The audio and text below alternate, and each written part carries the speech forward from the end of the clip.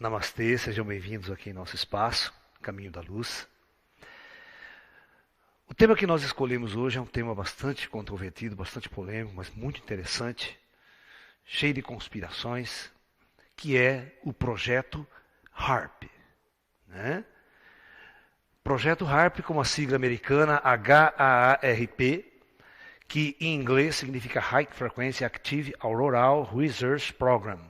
Traduzindo em português, seria Programa de Investigação de Aurora Ativa de Alta Frequência. Esse projeto ele está instalado, né, no Alasca, tá?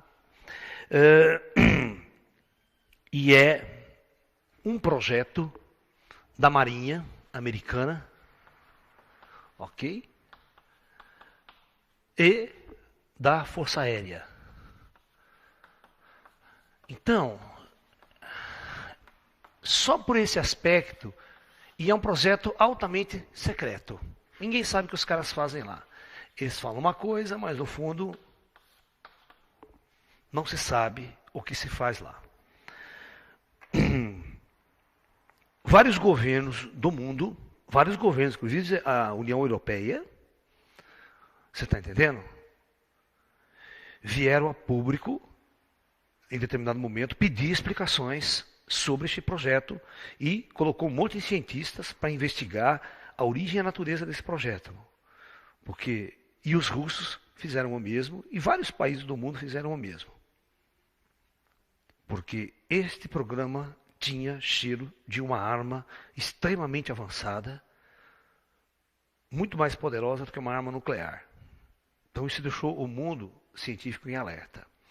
Mas depois de um tempo, o que acontece? Parece que todo mundo meio abafou, ninguém conseguiu discutir, ninguém foi mais em cima. Por quê? Simplesmente nós descobrimos que todos os outros países também desenvolveram projetos semelhantes. Ok? A China desenvolveu um projeto igual, a Rússia já há muito tempo, a Inglaterra, a Europa, países ali, você está entendendo? Então, houve um acobertamento. Porque você fala, você está desenvolvendo essa arma, eu também vou desenvolver. A Guerra Fria entre Rússia e Estados Unidos sempre foi nessa chamada corrida armamentista. Né? Os caras inventavam uma bomba atômica de tal potência, os russos lá a mesma coisa. Inventavam um míssil, todo mundo inventava um míssil. E ficava nessa corrida para manter o equilíbrio de forças. Ok? Equilíbrio de forças. Mas sempre houve projetos para desenvolver armas, né? De natureza completamente diferente de tudo aquilo que nós podíamos imaginar. De uma bomba, simplesmente uma bomba que explode. Armas muito mais sofisticadas, muito mais interessantes, com capacidade de realizar determinadas coisas que nós vamos discutir aqui. A ponto do Hugo Chávez, presta bem atenção, o Hugo Chávez veio a público. Isso tem gravado na televisão, tal. Eu vou colocar no vídeo, quando eu for editar o vídeo, eu vou colocar esse trecho do Hugo Chávez. Ele vem a público, o governo venezuelano, dizendo que os Estados Unidos são culpados por gerar o terremoto no Haiti. E matar milhares de pessoas com essa arma. Ok? Para um governo de Estado, né, vir a público e falar isso. Informações de quem ele obteve? Aí vocês vão ver que ele obteve informação da Rússia. Que a frota russa, a frota colocada no Pacífico, ela monitorizava todos os movimentos da frota americana, né, que foi criada recentemente, foi novamente a quarta frota, né, dos Estados Unidos, porque opera no Atlântico Sul, né, no Atlântico Sul aqui, foi construída de novo, foi reconstituída. Né, com porta-aviões nucleares, com cruzadores nucleares, e os russos já há algum tempo estão monitorizando a movimentação do porquê, né, essa frota foi criada numa zona que aparentemente não tem risco de guerra nenhum. Né? Então, e os russos monitoram toda a atividade do HAARP, toda a atividade dessas armas, ok? E por causa disso, esse Hugo Chávez obteve informação privilegiada, porque ele é parceiro russo, dos russos, e veio a público dizendo que é o uso dessa arma secreta dos Estados Unidos que manipula o tempo, o clima no mundo, essas mudanças globais climáticas seriam, na verdade, o uso dessa tecnologia moderna e também o uso, né, dessa arma como provocador de terremotos. Ok? Então, há especulações também de que aquela explosão em Tunguska, em 1910, aquela explosão gigantesca, tipo nuclear, na verdade não foi nenhum asteroide, nenhum cometa que caiu, mas o uso de uma arma por Tesla, pelo grupo do Tesla, naquela época, né, que estava testando esse tipo de tecnologia, e você consegue colocar. Essa é uma tecnologia tão fantástica, não precisa de míssil, não precisa de foguete, não precisa de absolutamente nada. Eu coloco uma arma tipo nuclear em qualquer parte do planeta, ela surge do nada. Vocês estão me entendendo? Então vamos lá, vamos tentar entender o funcionamento dela, como é que ela funciona e essas discussões. Então, o que a ciência diz? Bom, por fato dela ser da Marinha, da Força Aérea, e não ser de nenhuma universidade, de nenhum cientista independente, ser das Forças Armadas Americanas, já cheira algo de ruim no negócio. Certo?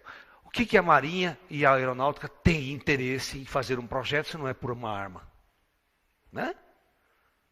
Ela não tem interesse em desenvolver projetos que não sejam projetos envolvidos em guerra, em armamento de guerra.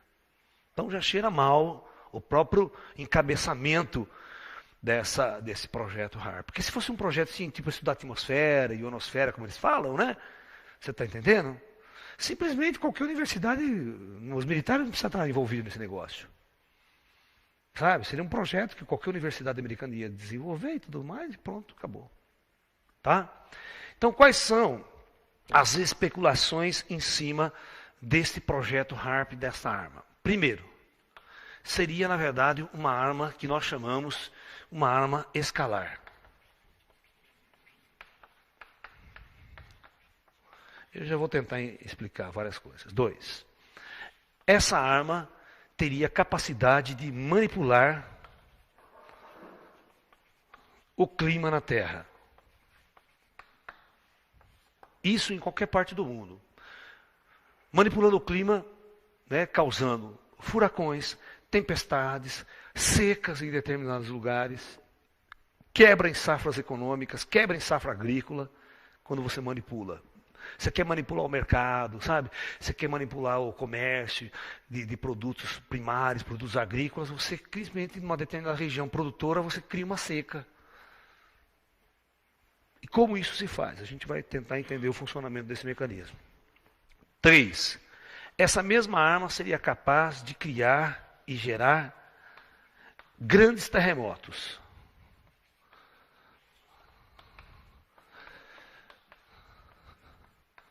Só que esses terremotos não poderiam, naturalmente, não seriam em qualquer lugar, certo? Mas seriam em falhas geológicas específicas, ativando essas falhas, ativando esses setores. Contam alguns especialistas que os Estados Unidos têm desenvolvido um projeto atual com o HARP para causar uma grande quebra no Irã, causando um terremoto devastador no Irã. Vários terremotos, porque o Irã é uma zona sísmica muito complicada.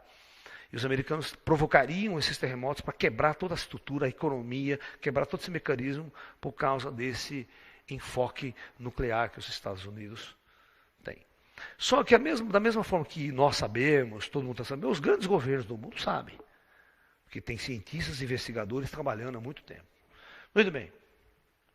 Agora, a quarta suposição é uma suposição mais complicada. Muito complicada.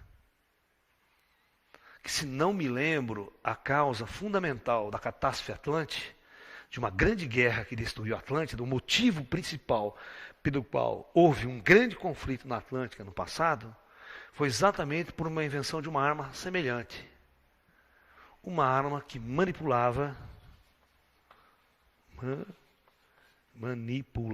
presta atenção, Arielle, psicólogas e outros mais, a mente das pessoas.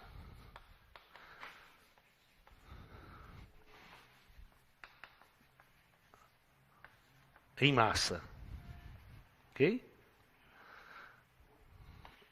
Ou seja, você é capaz de jogar uma energia com uma frequência característica, com um programa característico numa determinada cidade, determinada região e provocar mudanças e instabilidade emocional em massa,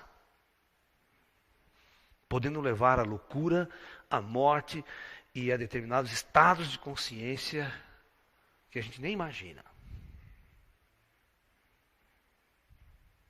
Isso é possível? Eu digo, é. Em laboratório se faz isso. Você só teria que ter uma máquina que pudesse pegar esse mesmo experimento de laboratório e jogar ele no espaço, irradiar uma onda. Nós viemos discutindo, quanto tempo a gente vem discutindo, né? Se radiação de celular faz mal para a saúde, né? Se as antenas de celulares.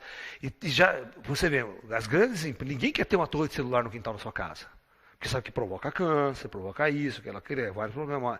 É uma fonte de radiação de alta frequência. Ok? Então, o que poderia ser manipulado com tecnologias avançadas? E a potência gerada nessas antenas do HAARP é coisa assim absurda, coisa absurda. Né? Uma rádio, aí, a mais potente rádio que a gente transmite em antena, vamos supor, seria 50 mil watts, 50 quilowatts na antena, lá os caras têm megawatt. É uma coisa absurda. Tá? Muito bem. Então, são essas quatro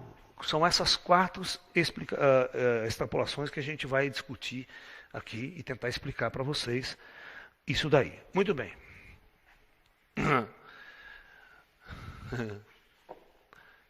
Vamos lá. E tentar entender até que ponto essas teorias podem ter um fundamento clássico.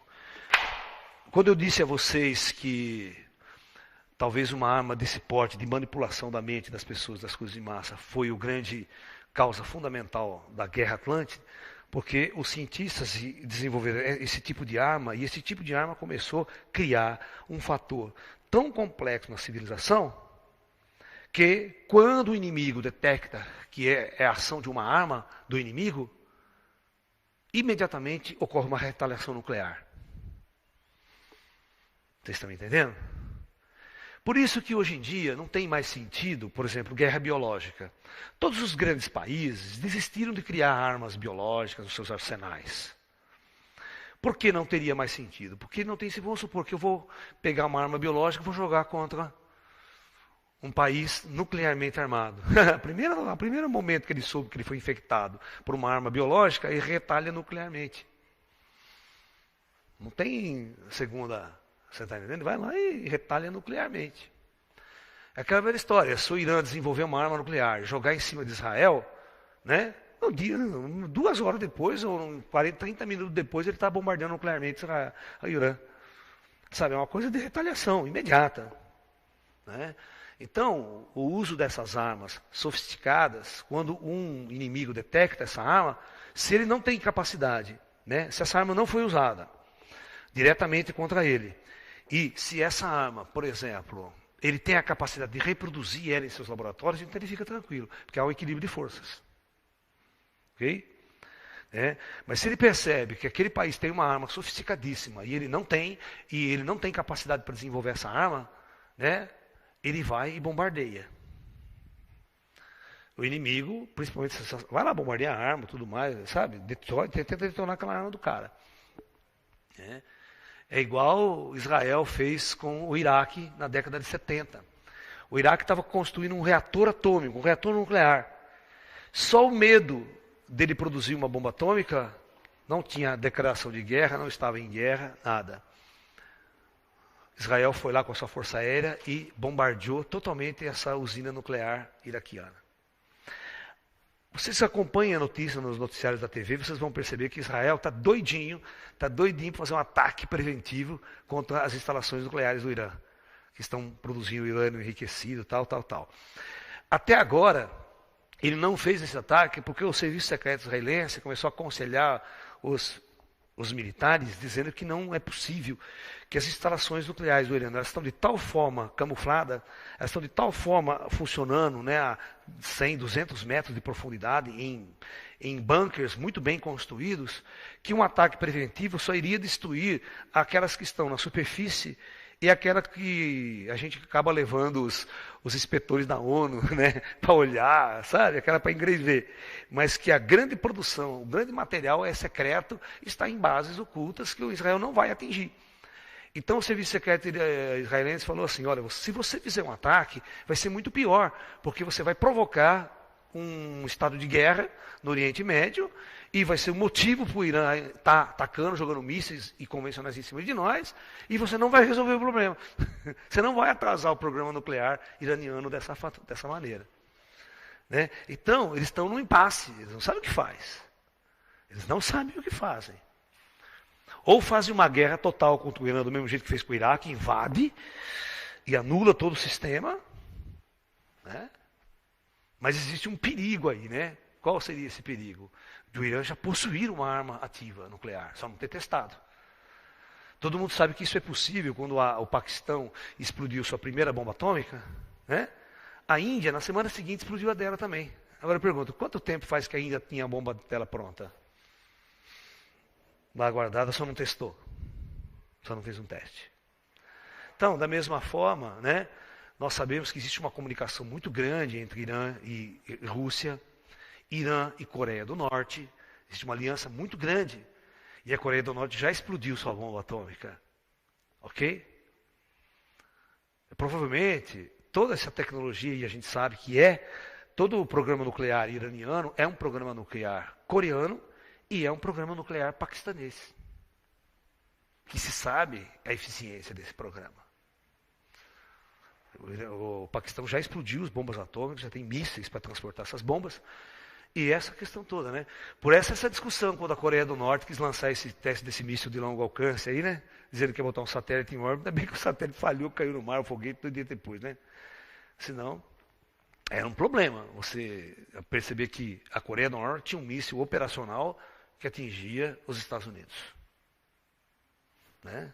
Bota uma ogiva atômica, pronto, aí está na guerra, está na corrida armamentista. Né? Muito bem. Então vamos voltar ao caso aqui do nosso projeto HARP. Em 1976, para ter uma ideia de que não é um projeto apenas americano. Em 1976, né, ocorreu um fenômeno nos Estados Unidos que todas as transmissões de rádio e televisão, de telefonia no território americano entrou em blackout. Você não assistia o seu canal de televisão, tá? É como se nós estivéssemos agora aqui, desse um blackout na rede de comunicação de celular, um blackout na televisão, não pega mais TV, não pega mais nada. Tudo interferência e tal. Aí, os americanos, e isso ficou por vários dias. Isso aí era um caos no comércio, na televisão, que vive de propaganda, rádio. As rádios não funcionavam. Aí foram detectar, certo?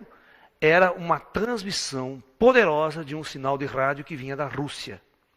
Aí os aviões espiões americanos, aqueles aviões americanos, satélites, conseguiram fotografar uma estrutura enorme, uma antena gigantesca, de forma paralela, né? Com mais de 60 metros de altura, uma rede de antenas, e essa rede de antenas estava transmitindo exatamente para o território americano. A ponto de bloquear todo o sinal de transmissões de rádio, tudo. Né? Esse seria o HARP russo. Né?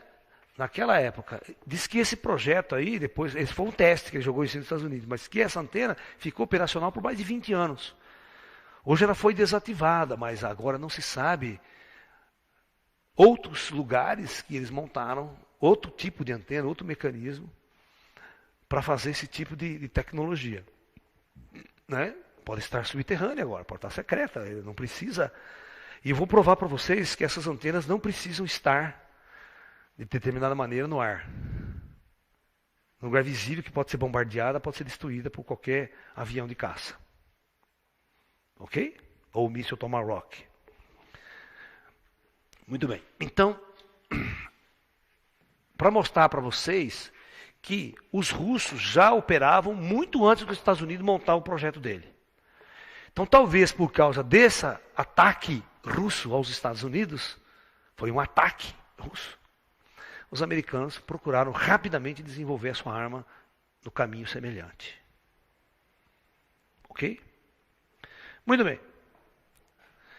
Para que vocês entendam o funcionamento dessa arma,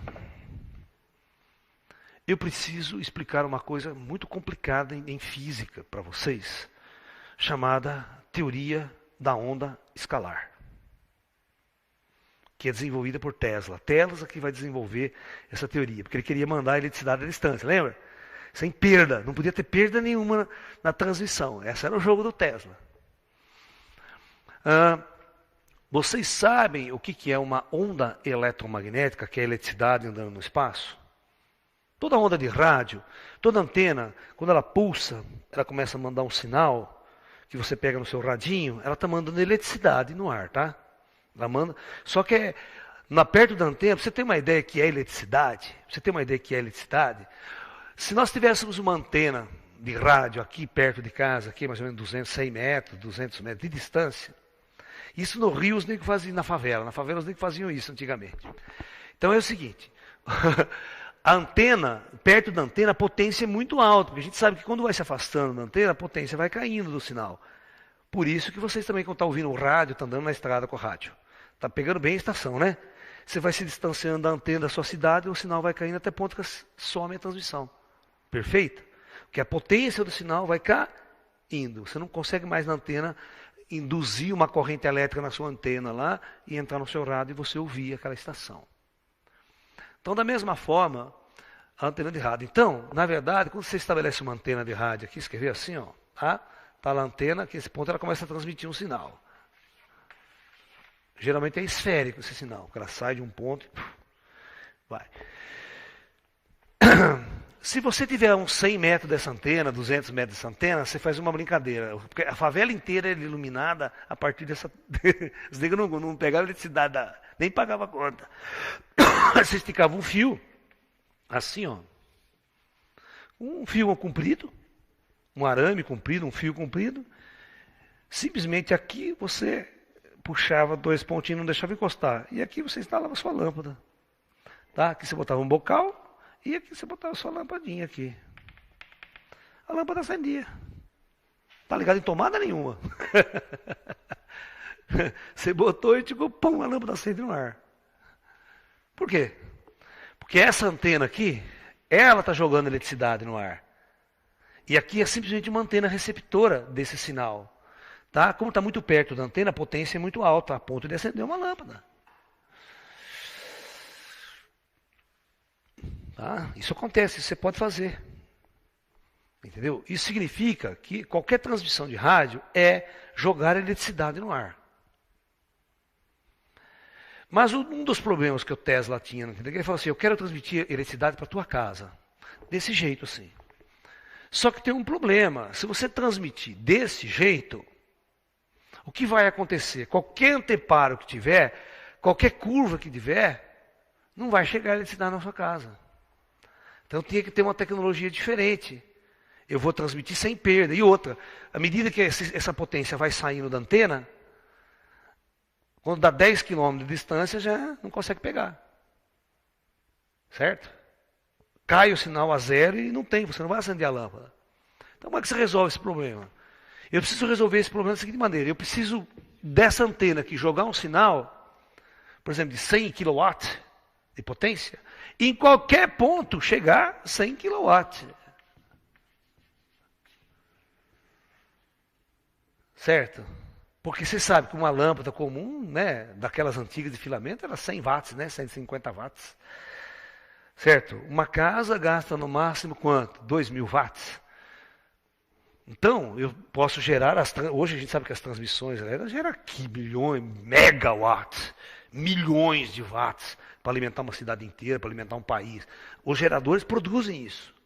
O problema é como você vai transmitir isso. Então o Tesla tinha uma teoria muito sofisticada, que eu não preciso de cabo, não preciso de fio, e outra, eu não vou transmitir com essa onda que tem perda.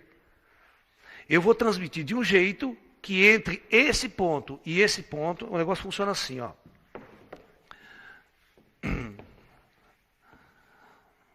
eu tenho um ponto A e um ponto B. Não importa essa distância para o Tesla, que não vai ter perda nenhuma. Pode ser na Lua. Pode ser na Lua. Por isso que essa tecnologia é interessante. Eu posso, daqui, mandar. Aqui, por exemplo, tem uma cidade. Aqui tem um gerador. Eu mando. Aqui tem um equipamento que vai receber. Um aparelho que vai receber esse material. Eu daqui transmito. E ele pega e ele manda para uma rede alta distância. Certo? Mas, na verdade, o que ele queria era em cada casa na cidade, você tem um aparelho desse aqui, ó, para receber também sem fio. Não precisa na cidade cabear, ter fio.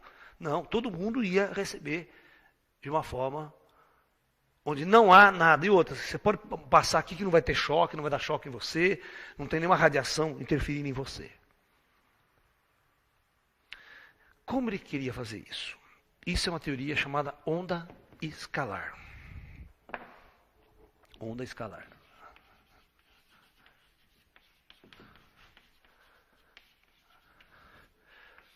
Vocês estudaram no ginásio, né? Já lá no ginásio, no colégio, se vocês se lembrarem de física, você tem dois tipos de grandeza. Uma grandeza, né? Chamada grandeza escalar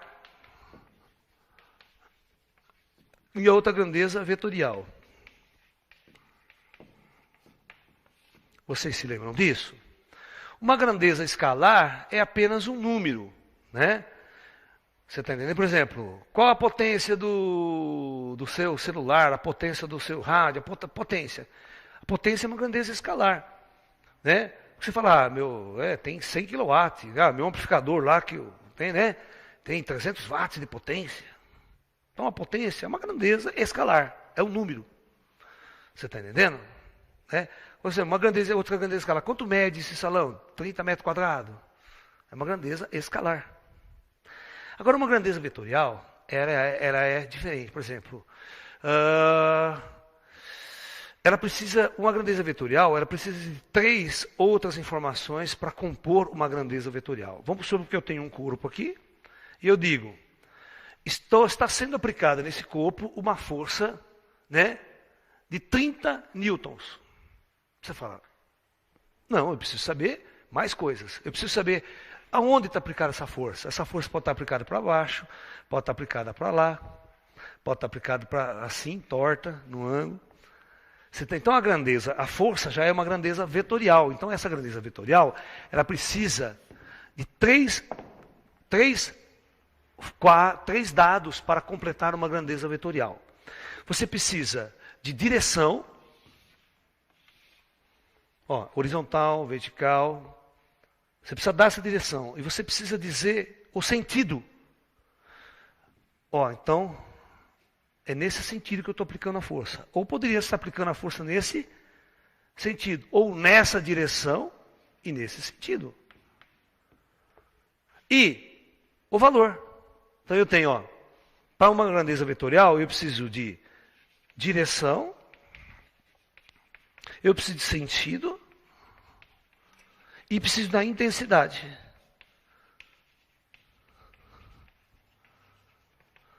Escrever outra grandeza vetorial é a velocidade, por exemplo. Você fala, eu tenho um carro, né, que está na Anhanguera com velocidade de 30 km por hora. Aí você vai perguntar, mas ele está indo ou voltando? Eu preciso saber mais informação. Certo? Ele está indo ou está voltando?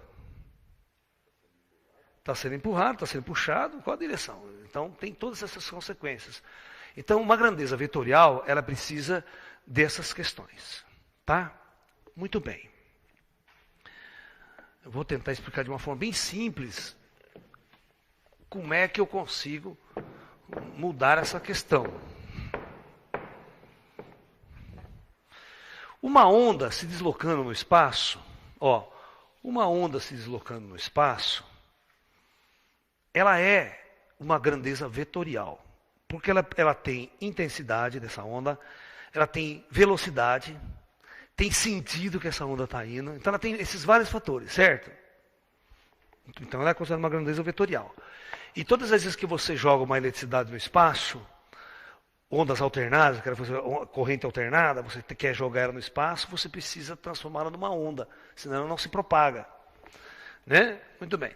Então eu vou fazer uma coisa interessante aqui. Vamos supor, tá? Você quer ver? Vem aqui. Vem aqui. Vem me ajudar. Olha. Faz uma força no meu peito. Empurra o meu peito. Pode empurrar. Ó, eu vim para cá, não vim? Certo? E se eu fizer isso com ele também, eu empurrar, ele se desloca. Então, todas as vezes que Newton descobriu que quando eu aplico uma força em um determinado corpo, tá? Existe uma resultante. Né? A resultante é igual a massa vezes a aceleração. Então, Newton descobriu o seguinte, que todas as vezes que eu tenho um corpo e a resultante da força aplicada nesse corpo, né?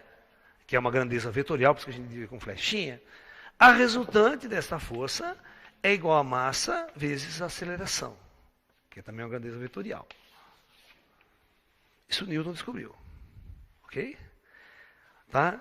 Agora, o que acontece, né, quando eu tenho um corpo aqui e não tem nenhuma força aplicada nele? Ou a resultante não tem nenhuma, ou a resultante é igual a zero. Ó, quando não tem nenhuma força aplicada nesse corpo, eu digo que ele, né, está, a gente diz, quando a somatória das forças que atuam no corpo é igual a zero, ou a resultante, de duas situações, ou o corpo está em repouso, ou em movimento retilíneo uniforme. É isso que dizia as teorias de Isaac Newton. Né?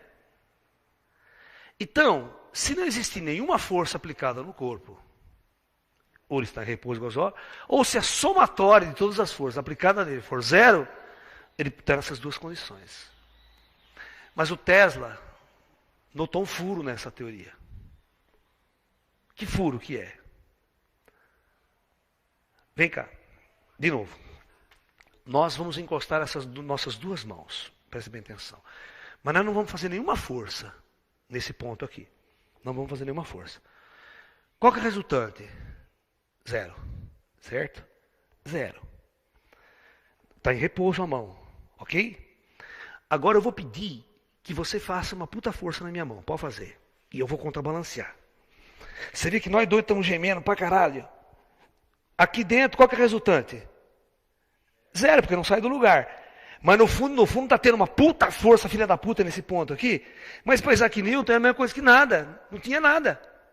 Ele não conseguia distinguir as duas situações. Na verdade, existe uma energia muito grande nesse ponto aqui, colocada nesse ponto, que eu não consigo identificar se é zero ou se tem uma energia contida aqui. Certo? Aqui passa a ser uma grandeza escalar. Porque duas forças vetoriais aplicadas em sentido contrário se anulam, praticamente seria zero, mas a resultante não é zero. Tem uma tensão aqui no espaço. Esse ponto está sob tensão, que pode estourar a minha mão, pode arrebentar de alguma maneira, mas enquanto eu estou resistindo, né? Então, este lance aqui que é a chamada coisa legal da história. Que eu vou explicar agora em função de onda para você. Eletromagnética. Vamos tentar transformar uma grandeza vetorial numa grandeza escalar. Vamos imaginar, o Tesla pensou da seguinte maneira, ó. Como é que eu transmito uma onda, transmito muita energia, de um ponto a outro, sem ter interferência no meio, sem ter perda. Ele falou assim, eu vou transformar uma onda vetorial numa onda escalar, porque a onda escalar não tem perda. Olha a teoria dele, maluca. Então, presta bem atenção, toda onda eletromagnética ela é assim, ó. É um pulso, ela é uma onda que se desloca. Essa onda, se você pega esse ponto aqui, você pode marcar a velocidade dela, se desloca com uma certa velocidade. Essa altura da onda aqui, ó, a gente chama de amplitude ou altura da onda. Isso aqui é que tem uma força. Essa oscilação, ela oscila o espaço, ela mexe. É um campo magnético que está flexionando alguma coisa. Se fosse onda sonora, ela estava pressionando o ar. O ar é que se desloca. Você vê um alto-falante, quando o alto-falante está muito grave, que você sente mais, né? Tá, Você fica perto da caixa do alto-falante, vem aquele bafo de ar em cima de você, não vem? Ele bate em cima de você. Porque essa onda sonora está deslocando uma potência incrível. Então o Tesla pensou da seguinte maneira. Todos vocês aprenderam que ondas eletromagnéticas, ou luz, ou ondas sonoras, você pode criar um fenômeno chamado interferência construtiva ou interferência destrutiva. Você sabe o que é isso? Se eu jogar duas ondas com mesma frequência e mesma amplitude, vou jogar as duas igualzinhas, jogar essa outro aparelho fazendo isso aqui. Se elas se verem em frequências parecidas, o que acontece? Quando elas se juntarem, essas duas vão se somar. Aí você vai ter uma terceira resultante, que é assim, super grandona. Que é a soma dessas duas. Quando elas acontecem em fase, esse pico coincide com esse pico, elas se somam. Perfeito? Então a gente chama de interferência construtiva. A resultante é uma puta onda maior. Ok? Muito bem. Agora, eu vou pegar duas ondas. Tá? Isso pode fazer em piscina, em água, dá para fazer do mesmo jeito. A gente vê isso aí acontecer. Eu vou pegar uma onda aqui, que está caminhando nessa direção. Aí eu vou mandar uma outra onda, presta bem atenção. Defasada, o que é defasada? Atrasada de uma fase. Significa o seguinte, que quando ela cruzar com essa onda aqui, quando ela bater nessa onda, ela vai estar assim, presta atenção,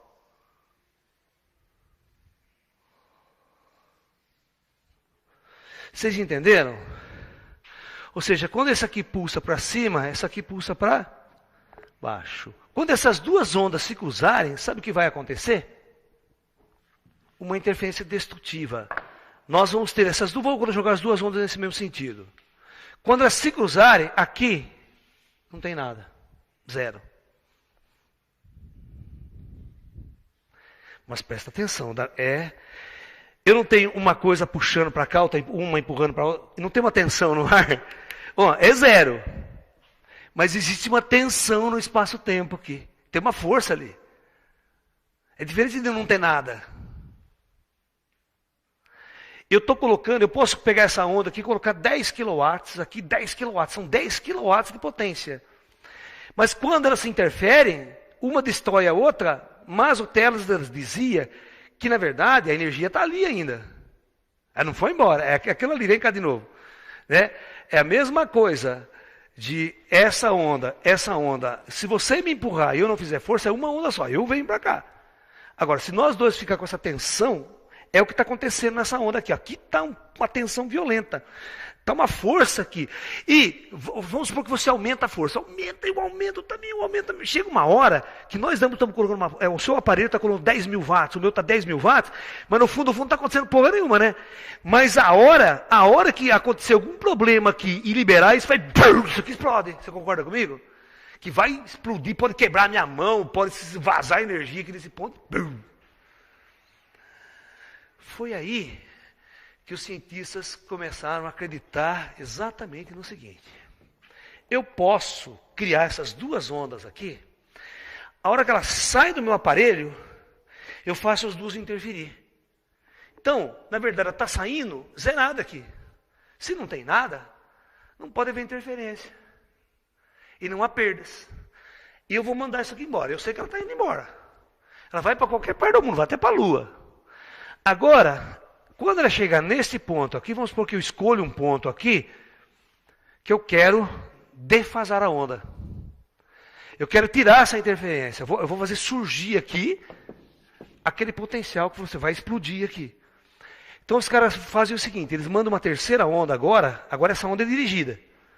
Ele manda uma terceira onda, distante desse aparelho, ele tem que ter uma triangulação, ou pode estar o aparelho muito perto, certo? Mas eles não deixam as ondas interferir, mandam um ângulo, e nesse ângulo eles fazem o seguinte, quando chegar exatamente aqui, elas cruzam, e essa terceira onda interfere construtivamente nesse par de ondas, e neste ponto cruzou, a energia aparece. Ela aparece com uma grande explosão.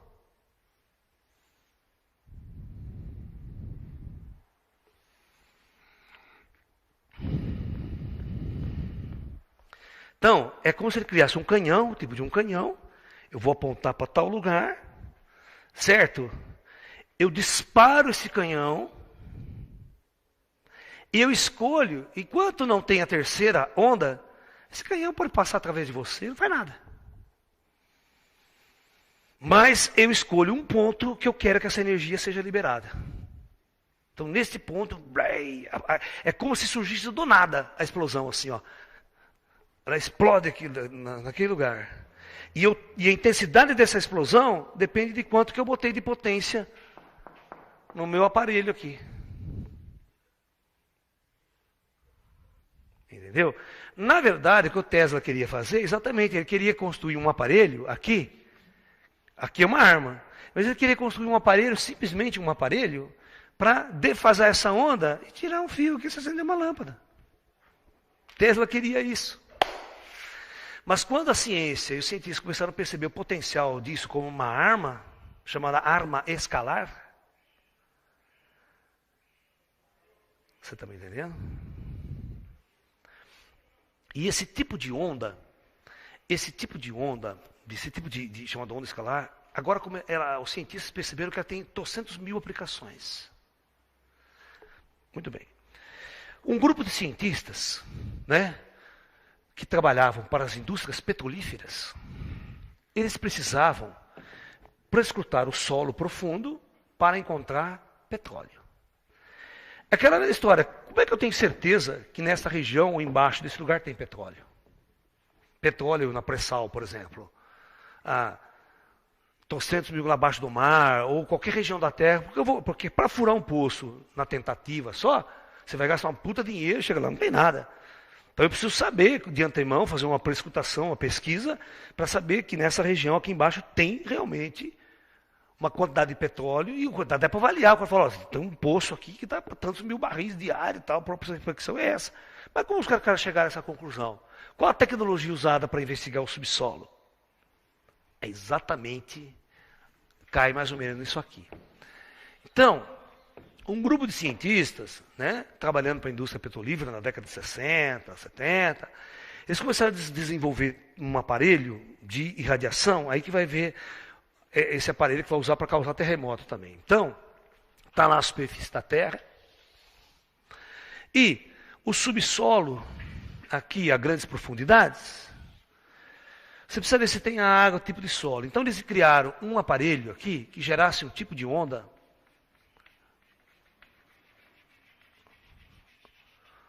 tá? Ondas sísmicas de baixa frequência, certo? Que quando atingisse essa camada, enviasse uma informação, e essa informação detectada pelos aparelhos, né, você criava um mapa do subsolo. Olha, tem água, tem certa densidade, o material tem uma certa densidade, e a gente conhece o petróleo, a densidade do petróleo, você faz uma experiência em laboratório com o petróleo, e quando você vai procurar ele na natureza, você joga essas ondas, você vê que ele reflete essas ondas com a mesma capacidade, então você consegue até medir toda a região que tem um poço de petróleo gigante aqui embaixo do solo, uma área muito grande de petróleo nessa região aqui. Então, essa tecnologia, ela serviu como base para a construção do HAARP também. Tá? Muito bem. Então, entendido o funcionamento da onda escalar, tá? Eu vou passar a analisar o projeto HAARP sobre vários aspectos. Primeiro aspecto, vamos ver como ele pode manipular o tempo, o clima, quer dizer. O clima. Então vamos lá. A coisa funciona mais ou menos o seguinte. Superfície da Terra. Aqui, as altas camadas atmosféricas, a ionosfera principalmente, tal. Uma das questões interessantes é que a antena do HARP, ela é um conjunto, são mais de 300 antenas. Ela é mais ou menos assim, ela sobe e ela é tipo de uma cruz assim. Gigantesca, muito grande, cada uma delas. Mas o interessante é que essas antenas transmitem para o alto. Elas transmitem, na verdade,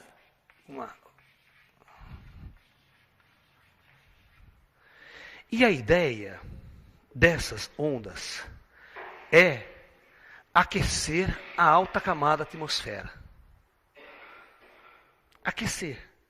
Você coloca puta potência, 300 kW aqui, e você, quando essas ondas, numa frequência específica, aí que está. Os caras têm que pesquisar durante muitos anos para saber qual é a frequência certa, qual a potência certa para interagir com os íons que existem na alta camada atmosférica. Então, eles conseguem criar um aquecimento nessa zona atmosférica. Aquecer isso através dessa tecnologia. Aí, o que acontece? Aí é fácil.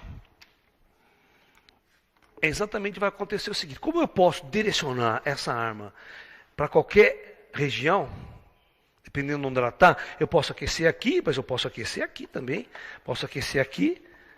Até o raio de ação dela, ela pode aquecer até metade do planeta. Se você colocar ela em navios, em porta-aviões, você pode estar em qualquer parte do planeta, você aciona e atinge qualquer parte do planeta. Então a coisa funciona mais ou menos assim. Se eu tivesse o mapa mundi aqui, por exemplo, se eu tivesse a América do Norte aqui, ó, só para tentar entender mais ou menos, aqui a América do Sul. Isso aqui é uma coisa muito simples.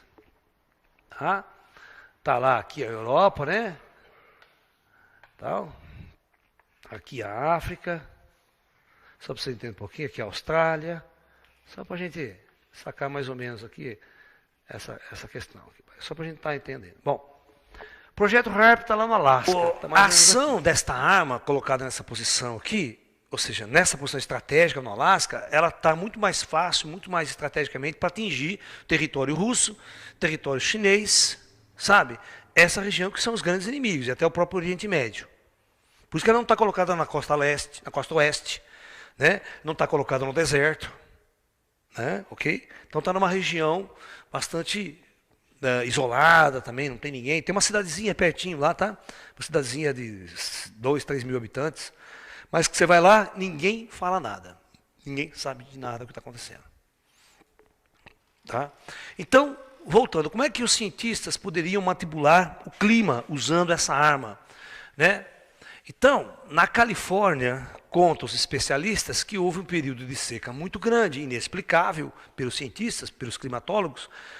Porque acontece o seguinte, vamos supor que em determinada época do ano, devido às correntes de vento nas altas camadas atmosféricas, devido às condições climáticas, você nesta região vai uma quantidade de ar úmido para o continente, e enquanto uma massa de ar fria nessa região, então provoca chuvas. É o fenômeno da chuva. Ok? Essas correntes marítimas, El Niño, Laninha, que provocam essa mudança climática aqui. Quem poderia dizer que esta arma não estaria manipulando essas correntes? Aquecendo essas correntes, resfriando essa corrente, criando esse mecanismo de intensificar. Então, o que acontece? Quando ele dirige essa arma HARP para essa região e aquece essa atmosfera, ele muda a temperatura dessa atmosfera nessa região, esses fluxos de vento não acontece mais, ele muda de direção completamente. Ou seja, impede que essa camada de ar úmida entre no continente, fazendo uma seca prolongada. Você cria uma seca na região e você quebra economicamente a safra agrícola. Você está entendendo? E é um tipo de guerra, é um tipo de arma. Nesse nosso mercado globalizado, mundial, né, onde há disputas, você tem países que competem com você com o mesmo produto, você vende o mesmo produto, né, aquela história toda. Veja bem, quando há uma seca, problemas nos Estados Unidos com a safra de laranja, os limeirenses que ficam contentes, né? Pô, agora vamos exportar laranja, o preço da laranja sobe, fica tudo contente aqui, né? Porque quebrou a safra deles, eles têm que comprar de nós. Mas quando eles produzem muito, né? E nós não produzimos nada, o nosso clima aqui vira uma loucura, geada, café queima, aquela história do café. né, matando o café, a nossa produção, perda total, aquela coisa toda, a gente entra em colapso. Imagine você pegar a sua safra agrícola, começar a quebrar 1 ano, 2 anos, 3 anos, todos os agricultores vão à falência. Sabe, o Estado não tem como subsidiar tudo isso daí e os agricultores vão à falência. Então você consegue controlar o mercado de insumos, de produtos básicos, de inseticida, tudo, manipulando o clima em determinada região. Isso é uma arma sofisticada de controle ambiental. Essa história do aquecimento global, tempestades aqui, pode ser a manipulação de uma arma, pode ser que não seja um fenômeno natural. Pode ser que seja realmente o uso dessas armas, e não só pelos Estados Unidos, mas por vários países de grande tecnologia que têm essas armas e estão há muito tempo trabalhando e estudando o desenvolvimento delas. Né? Muito bem. Será que essa arma poderia provocar, então a manipulação do clima poderia se dar dessa maneira, se aquecendo a atmosfera nas altas camadas e influenciando nas correntes, nas monções, influenciando o clima, até ponto de causar tempestades sem fim. Aquela velha história, se aqui começa a vir um fluxo, porque o ar está muito aquecido, muito úmido, se você aquecer mais, aquecer mais essa e não essa outra aqui, né? Porque a chuva acontecia porque encontrava essa camada de ar fria, né?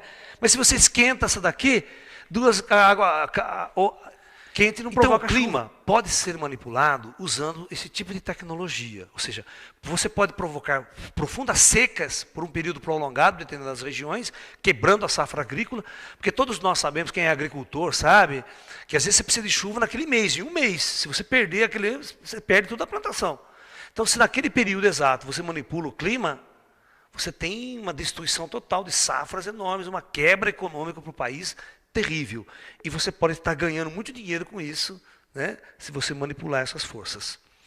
E você pode também, do mesmo jeito que eu falei que você pode causar seca, você pode causar muita chuva, muita tempestade, muita inundação, provocando o equilíbrio dessas correntes, dessas massas de ar, controlando a atmosfera. Simplesmente porque você está jogando um potencial de energia naquela região. Você pode estar jogando esse potencial escalar.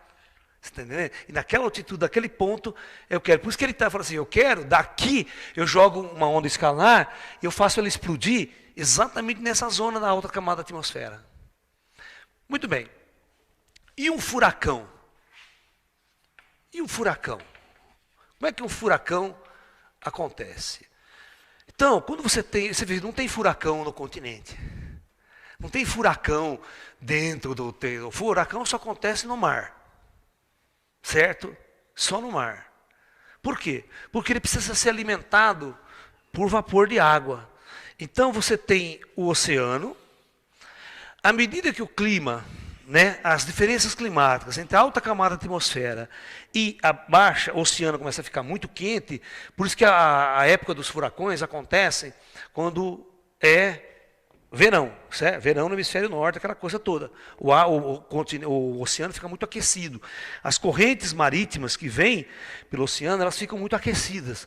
As águas são muito quentes. Então há uma evaporação muito grande, começa a haver uma evaporação muito grande nos oceanos. E essa evaporação começa a subir. Ela vai subindo, ela vai subindo. E aqui ele encontra o ar frio nas altas camadas. Aí essa chuva começa a entrar em precipitação, mas quando está muito quente, isso aqui começa a subir demais e começa a formar umas nuvens, e essa nuvem começa a girar. Isso que é muito engraçado. Começa a girar, né? Como o espectro de uma computadora. E isso aqui é alimentado constantemente, e você tem essa velocidade aumentando cada vez mais, você tem vento na faixa de 200, 300 km por hora, e isso aqui vai deslocando no oceano. De acordo com as condições do vento, o fluxo da atmosfera vai se deslocando. Mas, quando ele chega no continente, você vê que ele só vai destruir a zona costeira. Que esse furacão não consegue adentrar o continente. Ele não consegue adentrar o continente porque ele não tem quem vai alimentar ele. Quem alimenta ele é o oceano. Ok? É o oceano que alimenta ele. Então, quando ele chega aqui, ele não consegue entrar, ele morre no continente. Ou ele começa a andar aqui, na costa. Então, alguns cientistas dizem que os americanos, que esta arma, ela tem várias aplicações. E uma delas é controlar essa temperatura das águas do oceano. Então, se você chegar em determinado momento e aquecer uma certa região muito grande, deixar ela muito quente, esse fluxo de vaporização que tem, começa a ser tão intenso que você cria furacões em lugares que você quiser. E esse furacão próximo à costa poderia causar grandes destruições nas zonas costeiras em determinados países, né? Podendo criar um furacão na categoria 5, né, que é o máximo, né, e até furacões na categoria 5, 6, 7, que não existem, de grande potência, de velocidade com 500, 600 km por hora, que devasta tudo que tiver pela frente. Não fica nada em pé. Né? As pessoas acreditam, por exemplo, Katrina, por exemplo, pode ser, muitos acreditam que é manipulação dessa arma, mas pelos russos. O furacão Katrina seria uma manipulação de uma arma desta escalar, de um HARP russo, certo? Provocando um furacão terrível na costa americana. Muito bem.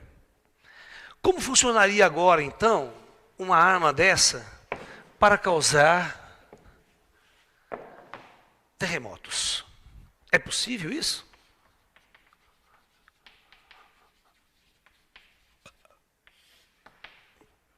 O engraçado é que quando aconteceu o grande terremoto no Haiti, você veja que engraçado, né?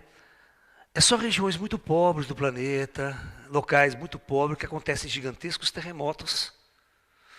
Como se esta arma fosse dirigida para certas fendas, para certas zonas geológicas, que não vai afetar grandes economias. Grandes países com poder econômico muito grande, ou que tenha uma arma que poderia ser detectada, né?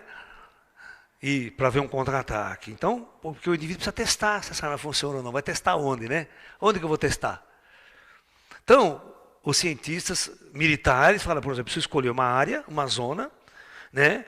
Por exemplo, que o meu inimigo não vai ficar chateado, certo? Não estou atirando contra o meu inimigo.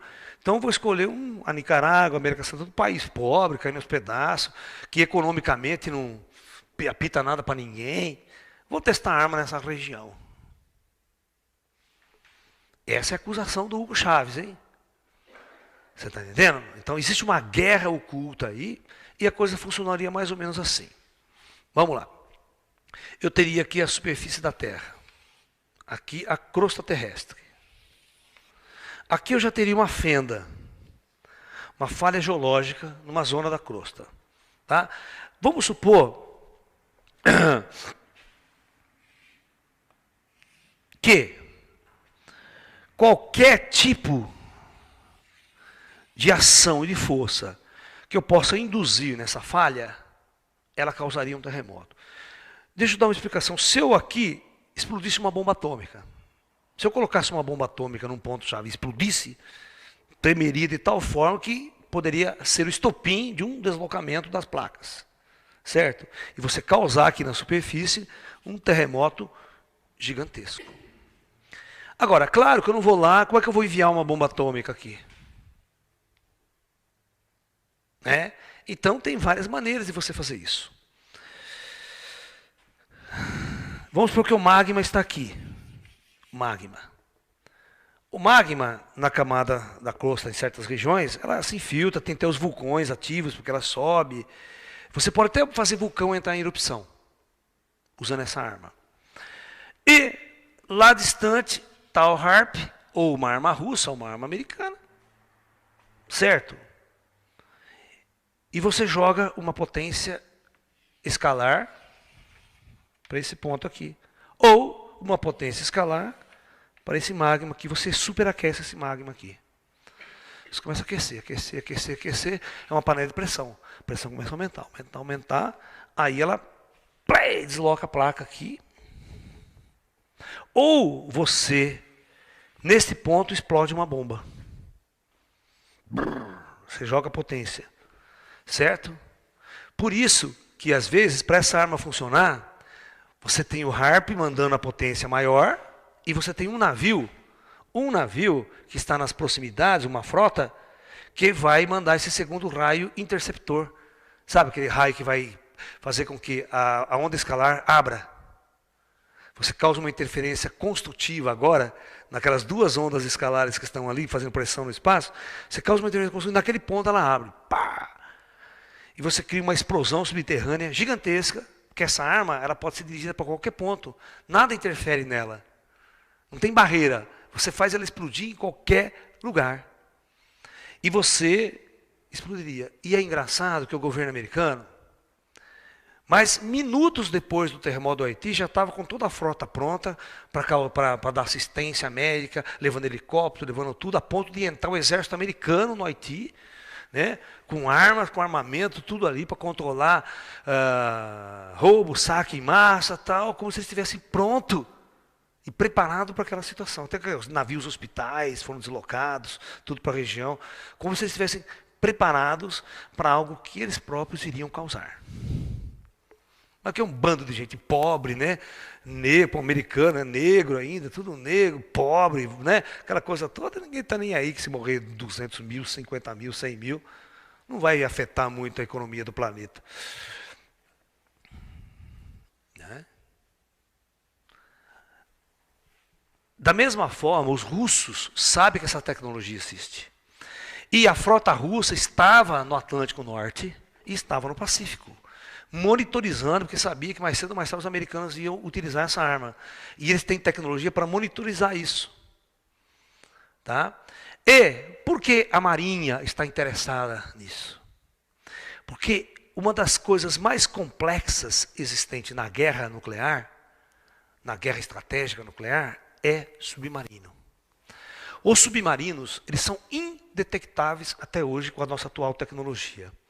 E eles estão acreditando que o projeto HARP é uma única maneira de você detectar submarino em qualquer parte do mundo. Você joga essa onda escalar, ela abre, e você, porque ela vai em qualquer profundidade do oceano, e você consegue criar um radar que penetra e você consegue detectar a presença de submarinos nucleares em qualquer parte do planeta.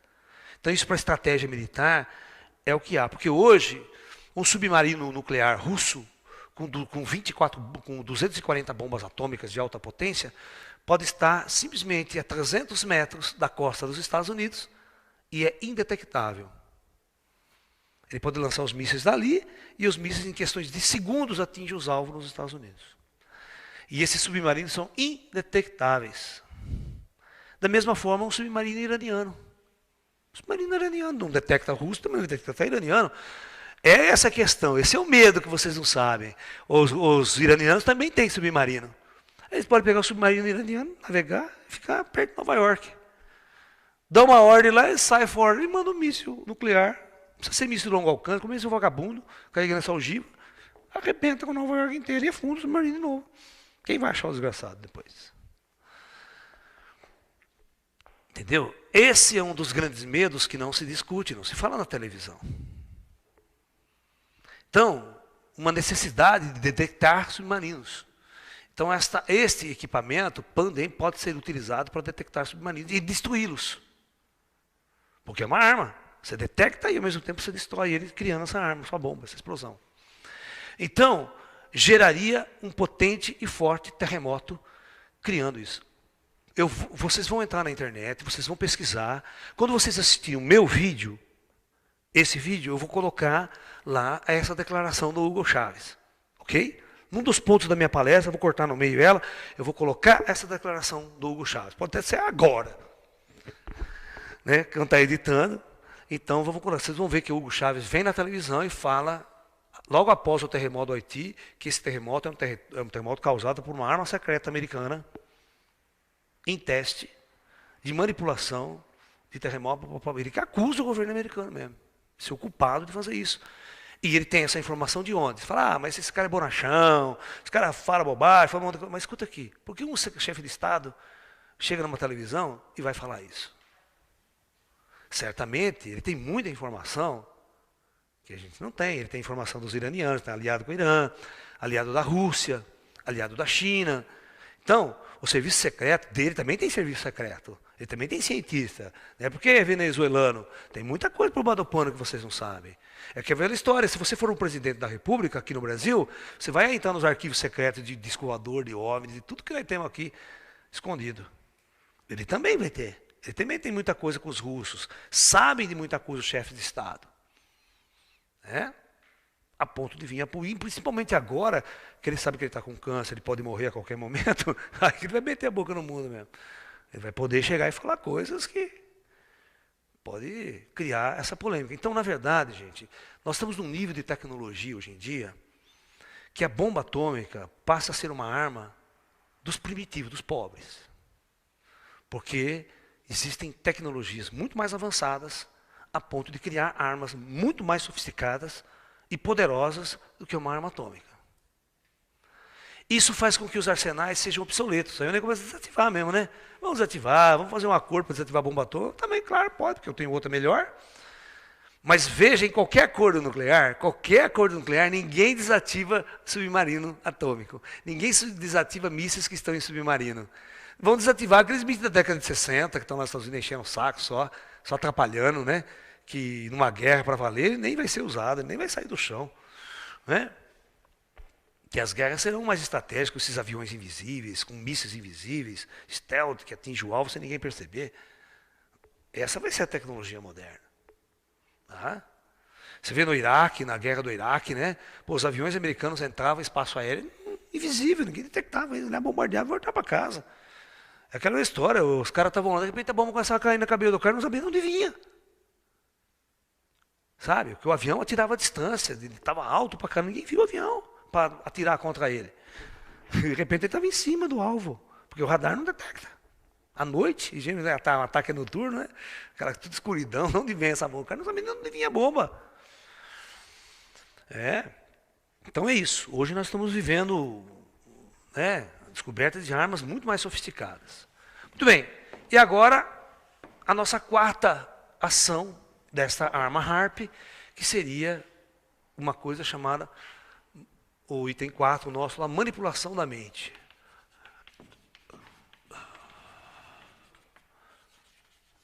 Muito bem.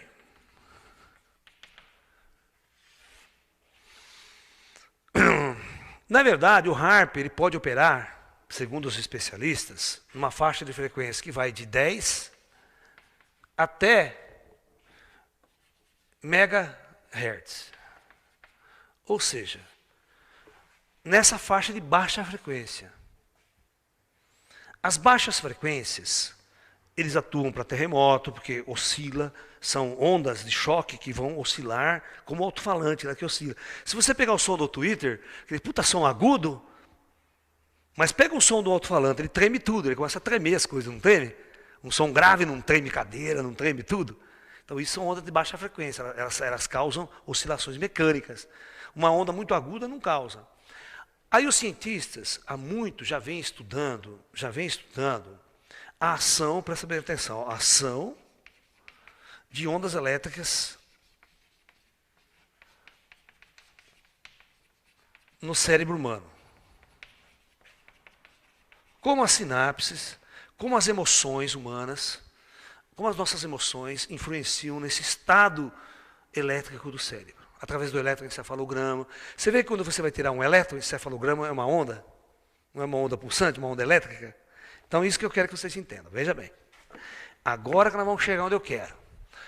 Vocês sabem que quando vocês vão tirar um eletroencefalograma para saber se as funções do seu cérebro, se tem algum tumor, se tem algum problema, né? Você vai lá, instala um monte de eletrodo aqui na cabeça, em várias partes da coisa, e tem um aparelho lá que ele vai lendo, vai criando umas ondinhas assim. E essas ondas são retrato do como está o fluxo elétrico do teu cérebro. Então, se a pessoa, e isso já foi estudado já há muito tempo, se a pessoa está muito depressiva, angustiada, existe um tipo de onda. Se a pessoa está alegre, feliz e com saúde, o tipo de onda parece diferente. Então, com isso, eles conseguem associar, né, cada tipo de onda, cada tipo de frequência elétrica do cérebro promovendo uma emoção, um tipo emocional. Se eu estou com raiva, se eu estou com ódio, ok? Muito bem. Vocês já viram em alguns filmes de ficção científica aí, aquele tipo de indivíduo que está lá, por exemplo, assim, né? O cara treinou ele, né? o serviço secreto treinou, fez uma lavagem cerebral no cara, tal, aí larga o cara, normalmente ele vive uma vida normal. De repente, uma palavra-chave, lembra? O cara atende o telefone, tem um filme chamado O Telefone. Vocês assistem esse filme, é muito interessante, chama O Telefone. Por que chama o telefone? Porque é o seguinte, o cidadão está lá nos Estados Unidos normal, tem o seu comércio normal, mas não sabe que ele foi pego pelo serviço secreto. O serviço secreto fez uma lavagem cerebral nele e implantou uma ordem oculta no cérebro dele. Implantou, fez um implante através de uma lavagem cerebral, com elementos químicos, uma produção. Aí, volta de novo e fica bom. Aí, é o seguinte, né? Então, de repente, o cara tocava o telefone na casa dele, ele ia atender, alô, e uma voz dava uma ordem para ele.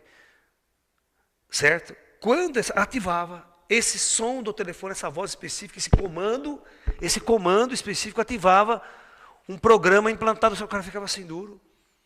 Ia lá na casa dele, abria a gaveta, pegava uma arma, colocava na cintura, pegava o carro e ia exatamente em um determinado lugar, tinha um político especial, ele estava programado para chegar e arrancar a arma e matar aquele político. Isso não é coisa de ficção científica. Isso é possível se fazer. Chama-se programação. Já ouviu falar em programação neurolinguística? Hoje em dia está muito em moda, os esotéricos gostam muito. Você criar uma nova programação para o seu cérebro, você mudar suas ideias, seu princípio, seu comportamento, né? Inclusive, as pessoas que fazem entrevista estudam muito neurolinguística, né? A ponto de fazer o quê? De ver se você está mentindo. Através do seu gesto, se você está conversando com você, se você vira a sua cabeça, bota a cabeça para baixo, se você está inventando, se está mentindo. Só por esse movimento da cabeça, o cara sabe se você está mentindo ou não. Porque são áreas do cérebro que são ativadas, que são precisas, e o cara que é observador, ele é treinado para isso, ele vai sacar como é que funciona. E a gente sabe que os ETs, por exemplo, quem estuda ufologia, quando os ETs abduzem uma pessoa, os ETs apagam totalmente a memória da pessoa. A pessoa volta e não se lembra de nada da abdução. Então isso significa que o nosso cérebro é totalmente manipulável.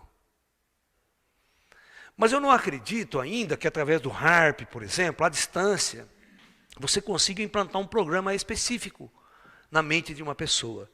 Mas vamos supor que a tecnologia HARP, ela esteja num estágio que, ao invés de você programar uma ordem, eu poderia pegar uma onda, né, de rádio, jogar no teu cérebro e implantar uma mensagem inteira, e você começava a se comportar de acordo com aquela mensagem depois. Mas vamos supor que isso não chegou a esse ponto ainda. Mas vamos supor que a ideia é manipular a massa. Ok? Então, os cientistas do HARP perceberam que a uma determinada frequência específica o nosso cérebro trabalha. Existe uma frequência elétrica que o nosso cérebro trabalha, nessa faixa de frequência. Ok? E cada nível de frequência pode caracterizar um estresse, uma tensão, uma ira, uma violência, um ato de violência. Você fica violento de uma hora para outra, explode com facilidade. Ok? Então, os caras estão dizendo que é possível e que isso já acontece. Eles fazem teste em massa. Eles pegam essa onda HARP, né? Tem uma cidade. Eles podem pegar, como a arma é muito dirigida, eles não precisam mandar para a cidade, eles podem mandar um quarteirão quadrado, eles podem mandar isso aqui ou para a cidade inteira, sabe? Ou regiões muito grandes. E aí eles começam a jogar um programa, uma frequência específica aberta.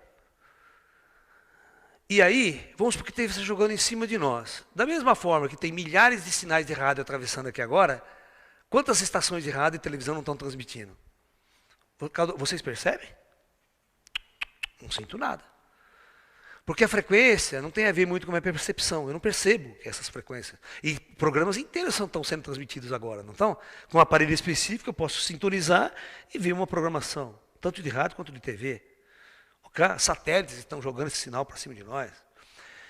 E o HARP teria a capacidade de, numa determinada região específica, jogar uma onda num comprimento de onda de baixa frequência, que o nosso cérebro trabalha com baixa frequência, e implantar uma emoção, por exemplo, muito ódio e muito estresse, a ponto de você ficar nervosa, muito nervosa, e não sabe por que você está nervosa assim. E o fato de você estar nervosa, você começa a bater o carro, começa a brigar com todo mundo, você começa a ficar... E outra, você pode gerar muitas doenças, ataque cardíaco em massa, porque você fica estressado, nervoso, tenso, você começa a dar ataque cardíaco em todo mundo. Então, imagine você ter um inimigo e você começa a fazer eles brigarem entre si. Criar essas guerras civis, esses ódios sectários. Eu posso pegar em cima do Irã, jogar essa arma, começar a manipular essa arma em cima do Irã, para que ele próprio se destrua e o governo seja destruído. Sem eu ir lá com o meu soldado e jogar uma arma lá dentro. Uma guerra diferente. Uma arma que seria jogada por um país, sobre o Irã, por exemplo, desencadearia uma guerra civil, um ódio precedente, que os indivíduos não para pensar, que está sendo manipulado por uma força externa. Aquele tipo de emoção, ele não relaxa, não consegue dormir direito, porque aquela ação está constante, ativando, excitando o cérebro dele, a ponto de suas ações serem muito violentas. Eles podem estudar até como jogar uma onda e acalmar depois. Deixar todo mundo calminho, tranquilo, em paz. Só fazer aquela frequência, cair numa frequência de onda alfa, de onda mais tranquila, que relaxa. Então, na verdade, é um instrumento que você pode manipular o estado emotivo e emocional de grandes massas. Certo? Aí você não sabe dizer porque torcidas vão começar a brigar num campo de futebol, aquela puta ira, ninguém para pensar que está fazendo uma besteira. Que tipo de emoção está sendo colocado ali? Né?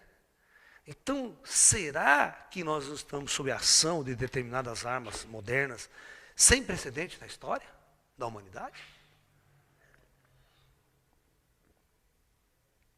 A ponto de derrubar governo, tirar governo do poder? Né? E essas grandes potências estar controlando os países menores, a ponto de colocar o governo que eles interessam. Se ele não gostou desse governo, vão dar um jeito de derrubar esse governo, sem entrar no país, diretamente.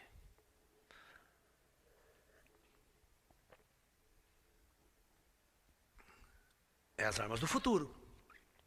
A guerra do futuro não será mais guerra de soldados. Você não precisa mais mandar soldado para campo de batalha. Né? A partir do momento que as armas atômicas foram criadas, deixa de existir a necessidade de você mandar um soldado para o campo de batalha. E, com a tecnologia evoluindo cada vez mais, você não precisa de piloto no avião mais. Os aviões vão ser totalmente teleguiados. Você não precisa de piloto. Porque para você botar um piloto no avião fica muito caro, sabiam disso? Ou não sabiam? Porque para você botar um piloto num avião, fica muito caro, porque você tem que botar com aparelho de compressão, porque ele tem que sobreviver, você não pode fazer manobra muito rápido, porque o piloto morre. Quando você tira o piloto, o seu avião pode fazer o diabo assim, não está nem aí com o piloto. É como mandar um homem para Marte. É muito mais barato você mandar uma sonda não tripulada para Marte do que botar um homem na sonda e mandar para lá. Você tem que manter o homem vivo, o homem tem que comer, tem que beber. Isso enche o saco, isso gasta dinheiro. Isso é uma tecnologia a mais. E quando você não tripula, é mais fácil, fica mais barato. E por isso que os aviões de guerra modernos estão sendo todos projetados para não serem mais usados. Você vê na guerra do Oriente Médio lá, eles estão usando um avião chamado Raptor. Sabe, ele é teleguiado, ele lança bomba, lança tudo. E não é o alvo. Ele não tem ninguém, ele é pequenininho até. Leva 2, 3 mísseis, não tripulado, o cara vai olhando aqui com a câmera de televisão, o piloto está lá na base, o avião levanta, ele vai lá. O GPS atinge o alvo, atira, não erra. E não tem ninguém. Se derrubar o avião também, porcaria, não tem ninguém lá dentro. Não mata ninguém. Então, a guerra do futuro é uma guerra com armas que nós nunca ouvimos falar, nem sequer imaginamos. Porque nós somos daquele tipo do arco e flecha, né, da espada. Essa é a arma, né, de guerra. Mas as armas do futuro, por exemplo, a arma atômica, não se esqueçam que a arma atômica é uma arma de 1945. É uma arma da época que nem existia computador. Ok? Hoje nós desenvolvemos tecnologias muito avançadas, estamos no celular, televisão a cores, painéis, aquela coisa toda. Imagine no campo das armas modernas o que não está sendo feito. E pelo fato de ser armas secretas, nunca ninguém sabe o que está sendo realmente feito. Então o projeto HARP pode ter certeza de uma coisa. Se ele não fosse um projeto armamentista, ele não estaria na mão de militares. Estaria na mão de qualquer universidade americana, com cientistas civis, envolvidos no projeto. Estamos vivendo uma época em nosso planeta de grandes transformações e grandes mudanças. Não é só mudança no cenário da sua tecnologia, da sua cidade, computadores, celulares, você tem uma rede de internet mundial, você se comunica com todo mundo. Isso há 20 anos atrás era impensável. Que você na sua casa poderia acessar uma biblioteca qualquer do planeta inteiro. Eu, quando era moleque, gostava de astronomia, gostava de tudo, para me estudar, para atingir um livro, para chegar um livro de astronomia na minha mão, não tinha. Eu ia na biblioteca de Limeira, que só tinha uma enciclopédia vagabunda para eu ler sobre astronomia. Hoje, qualquer molequinho de 3, 4, 5 anos de idade entra na internet, tem vasta informação, tem tudo que ele precisa. Então, nós estamos realmente numa nova época, num outro novo mundo, uma nova sociedade. E, ao mesmo tempo que nós estamos vivendo esses conflitos, essa modernidade, o mundo está entrando num nível de conflito muito sofisticado. Então, novas armas e novas tecnologias estão, sim, nos arsenais das grandes potências e dos grandes países. É um sinal de guerra, elas viriam à tona.